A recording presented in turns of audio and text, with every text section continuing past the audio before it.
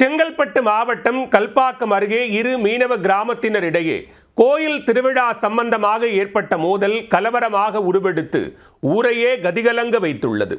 ஒருவரையொருவர் மாறி மாறி கற்களால் தாக்கி ஆக்ரோஷத்தில் ஈடுபட்டு கொண்ட சம்பவத்தின் பின்னணி என்ன?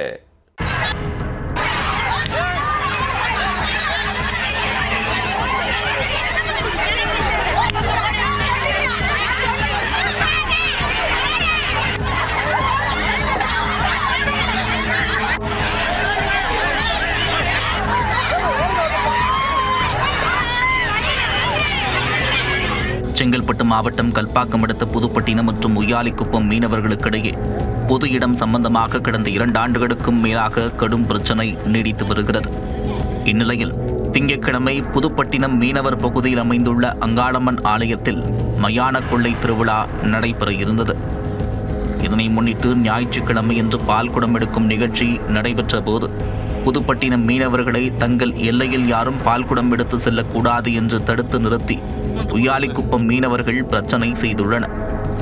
அதனால் காலை முதலே பால்குடம் எடுக்காமல் காத்திருந்தனர்.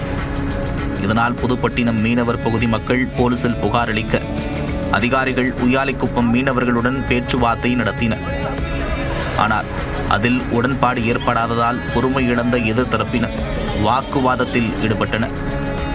ஒரு கட்டத்தில் வாக்குவாதம் முற்றி கைகலப்பில் முடிந்ததால் ஒருவருக்கொருவர் கற்களை வீசி தாக்கிக் கொண்டனர்.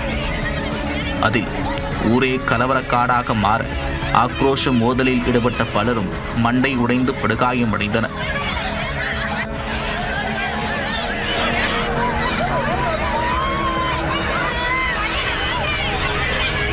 இதனால் அந்த பகுதியில் பெரும் பதற்றம் நிலவி வருகிறது.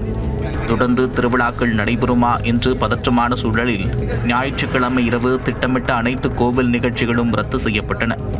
மேலும் பாதுகாப்பிற்காக சுமார் 200க்கும் மேற்பட்ட போலீசார் குவிக்கப்பட்டு மீனவ கிராமங்களை பாதுகாப்பு வளையத்திற்குள் கொண்டு வந்தனர்.